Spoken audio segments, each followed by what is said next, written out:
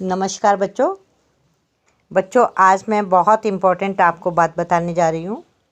आपके second term के exams कुछ समय बाद शुरू होने वाले हैं, तो आज से जो है हम रिवीजन वर्क करेंगे हिंदी में और संस्कृत में। संस्कृत की तो मैंने आपको रिवीजन करवानी शुरू कर दी, कल आज ही जो है आपको वीडियो दी है, आप पढ़ोगे तो आपको पता चल जाएगा।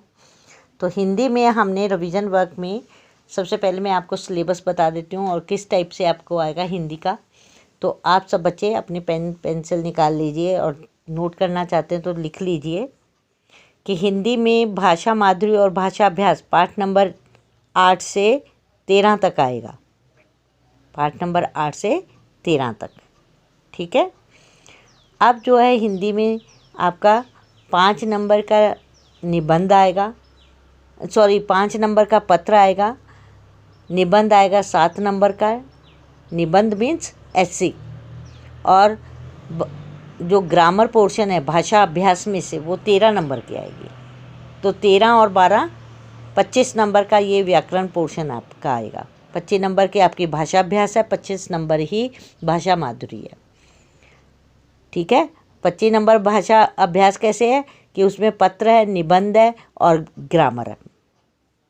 5 नंबर का पत्र, 7 नंबर के निबंध और 13 नंबर की व्याकरण, ठीक है। हो गया क्लियर।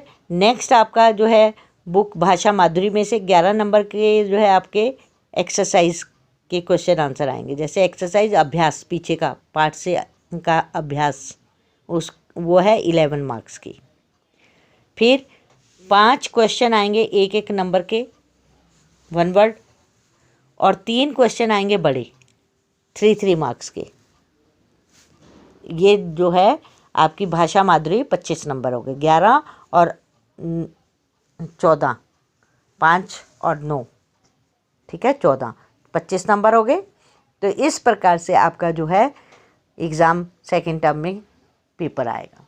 तो आपने उसी ढंग से तैयारी करनी है बच्चों। सबसे पहले आज जो है आपने अपना टाइम टेबल बना लेना है, जिसके अकॉर्डिंग आप जो है पढ़ना शुरू करोगे। लिख कर देखना है क्योंकि आपका रिटर्न होगा इस बार एग्ज़ाम, ऑब्जेक्टिव नहीं आएगा, रिटर्न आएगा इसलिए, और 2 घंटे का पेपर होगा आपका, 2 आवर्स का। तो आपने उसी ढंग से आपने पेपर करना है, ठीक है। तो आप सब बच्चे ध्यान देंगे कि आपने किस तरह से पेपर करना है, और जैसे आप स्कूल में देते हैं पेपर ऐसे ही घर में बैठ के देंगे आप पेपर। तो अपनी तैयारी उसी ढंग से करें, लिखने का अभ्यास करें, है ना। और अभी तक तो आपने ऑब्जेक्टिव दिया था फर्स्ट टर्म, लेकिन सेकंड टर्म से आपके जो है रिटर्न में होंगे। 2 घंटे का पेपर होगा, 50 नंबर का होगा, और मार्क्स के डिवीज़न जो है मैंने भी तुम्हें बता दी कि पत्र जो है 5 नंबर का, ऐसे 7 नंबर का, ग्रामर जो है भाषा अभ्यास में से 13 नंबर की। फिर भाषा माधुरी में से 11 नंबर के आपके पीछे की एक्सरसाइज अभ्यास आ जाएगा। 5 नंबर के 5 क्वेश्चन होंगे एक नंबर के, और फिर 3 बड़े क्वेश्चन होंगे 3 नंबर के। इस प्रकार से 25 नंबर की भाषा अभ्यास, 25 नंबर की भाषा माधुरी। हो गया क्लियर। तो चलिए आज जो है हम जो है रिवीजन करते हैं। टपके का डर, मैं कहानी तुम्हें शॉर्ट में बता रही हूँ कि एक बुढ़िया है, उसके घर में छोटे बड़े कई सदस्य हैं। छोटा पोता उसका जो है वो उसका बड़ा ख्याल रखता है, और उसके छोटा पोता उसके पास ही सोता है, और सोते समय दादी जो है उसको खूब कहानियाँ सुनाती है, राजा रानी की, परियों की, है ना। तो कहते हैं कि एक उस जिस साल की बात हो रही है वहाँ पर बारिश बहुत होती है, और इतनी बारिश जो है कि ऐसी झमाझम कि बंद होने का नाम ही नहीं ले रही थी। अच्छे अच्छे घर भी टपकने लग गए थे। तो कहते हैं कि बुढ़िया की तो घर की क्या बात थी, क्योंकि टूटी फूटी झोंपड़ी थी, उसमें तो पानी जगह जगह से टपक रहा था। तो दादी जो थी अपने रात के समय अपने पोते को उस जगह पे सुलाती जहाँ पर पानी नहीं आता था, सूखी जगह पर सुला देती थी। और पानी अभी भी बरस रहा था, चारों तरफ जो है घनघोर अंधेरा था। और दादी को जैसे कि दादी ने कहा कि मुझे तो डर लग रहा है, सब तरफ अंधेरा ही अंधेरा है, आपको डर नहीं लगता?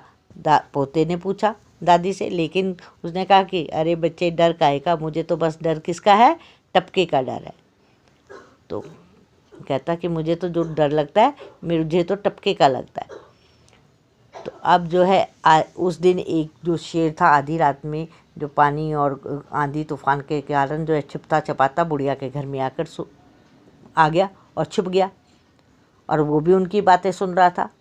तो शेर सोचने लगा, घबरा गया शेर, सोचने लगा इस जंगल में तो जो है ये टपका क्या चीज़ है ना, कि उसने कभी आज तक टपके को देखा नहीं था, और कहता है कि सब तो मुझसे डरते हैं, और जंगल में मैं सब जब निकलता हूँ तो सब डर के कारण जो है भाग जाते हैं। तो उसने कहा कि ये टपका क्या चीज़ है, ये तो मुझसे भी ज़्यादा ताकतवर है। अब जो है डर के कारण जब ये उसके दिमाग में टपका जो है वो बैठ गया, बस सब हर समय वो डरता रहता। इसी डर के कारण वह एक दिन क्या था, एक टूटी फूटी झोंपड़ी में छिप गया। अभी आधी रात पानी के बीच में कुम्हार का गधा कहीं भाग गया। इतने में कुम्हार हैरान कि कहाँ चला गया, वह सोचता रहा, और रास्ते में दोस्त के घर गया। भैया रामू का दरवाज़ा खड़काया कि दरवाजे रामू से पूछा कि भैया मेरा कोई गधा तो नहीं आ गया इधर। आधी रात को पानी के कारण घर में ही था। जब उसने भाई बंधु की आवाज़ सुनी तो वो भी रामू भी चिल्लाता हुआ आया। भैया कहता कि अरे कहाँ खड़े हो, क्या अंदर आ जाओ, और नहीं तो तुम्हें जो है खांसी जुकाम हो जाएगा, मुश्किल हो जाएगी, भीग जाओगे तो कपड़ों में, अंदर आ जाओ। भैया आया अंदर, और आज उसने बताया कि मेरा गधा जो है खो गया है और ढूंढने निकला हूँ। क्या तुम्हारे यहाँ तो नहीं आया? उसने कहा नहीं, मेरे यहाँ नहीं आया, मेरे घर में भी तुम देख सकते हो। उस कहता कि मुझे तुम पर विश्वास है। रामू ने कहा भैया मैं खोज के लिए घर पर उसे खोज कर ही घर जाऊँगा। अब कुम्हार कहता हुआ अंधेरे में गायब हो गया। इसी तरह वह कई लोगों के घर गया, पूछा, लेकिन सभी ने बताने से मना कर दिया। हैरान परेशान वह इधर उधर मारा फिरता रहा, है ना, अंधेरे में। अब फिर वो पंडित जी के घर गया। वह जानवरों के खो जाने का क्या बताता था, लोगों को दिशा और स्थान बता देता था कि यहाँ पर गया हुआ है। अब कुम्हार भी उसके जो है घर गया। उसने कुम्हार ने अब देखा ना था, वो धड़कता हुआ उसके पंडित जी के घर घुस गया। पंडित जी मेरा गधा खो गया है, ज़रा बता दो कहाँ गया है। जाते ही साल मुँह से पटक कर बोला कि पंडित जी बताओ दो, मेरा गधा खो गया। अब पंडित जी तो वैसे ही परेशान हो रहे थे क्योंकि उनका घर भी कई जगह से रिस रहा था। कुम्हार के बेवक्त आ जाने पर उसे अच्छा नहीं लगा। उसने को बड़ा पंडित जी ने गुस्से में बड़ा हड़बड़ाया और बोले होगा किसी खाई खड्ड में, है ना। तो कुम्हार खाई और पोखरों में गधे की तलाश करने लगा। एक तलैया के किनारे एक टूटी फूटी झोंपड़ी उसे दिखाई दी। वो उसकी की ओर चला गया और उसने सोचा हो ना हो मेरा गधा इस तलैया के आसपास ही होगा, क्योंकि पंडित जी ने यहीं पर इशारा किया था। बेचारा शेर टपके के डर से वहीं पर छुपा हुआ था। अचानक क्या हुआ कि जो कुम्हार था और झोंपड़ी के पास जैसे ही गया, शेर ने करवट बदली तो वो तिनकों की आवाज़ हुई। अंधेरा तो था ही, कुम्हार ने अंदाज़ा लगाया कि हो ना हो मेरा गधा इसी में बैठा है। झोंपड़ी में घुस गया और जाते सार उसने 2-4 जो डंडे थे उसे मार दिए, जड़ दिए। अब शेर की हालत तो ख़राब हो गई। सोचने लगा यही वह टपका है जिसके मारे बुढ़िया भी डर रही थी, क्योंकि कोई आदमी होता तो मुझे देखते ही डर के मारे बेहोश होकर गिर पड़ता। इसे तो आप देखा ना था, मेरी पीठ ही तोड़ कर रख दी। कहता है मैं अगर हिला डुला तो ना जाने क्या मेरी गत बना देगा, क्या मेरी दुर्गति कर देगा। ये वे चुपचाप करके बैठा रहा। अब जो था कहता कि मुझसे बचकर कोई रहा है आज तक? मैंने जाने कितने चराचर छोड़ दिए। तू समझता क्या? अब कौन बोल रहा था? कुम्हार बोल रहा था। झोंपड़ी में छिपकर बैठ गया। कुम्हार ने ये कहकर शेर के जोर से कान पकड़ लिया और खींचना शुरू कर दिया उसे। बेचारा शेर टपके के डर के मारे चुपचाप उठकर कुम्हार के साथ साथ चल दिया कि भाई चलो, नहीं तो ये तो मेरी तो गत बना देगा, मुझे मार डालेगा। कुम्हार 10 तरह की बातें सुनाता रहा। शेर डांटता हुआ भागता भागता अपने घर आया और शेर को एक रस्सी के साथ आंगन में बांधकर घर में जाकर सो गया। दिन निकला, बारिश बंद हो गई।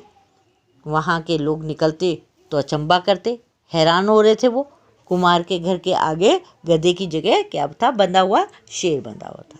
तो बच्चों ये कहानी थी टपके का डर।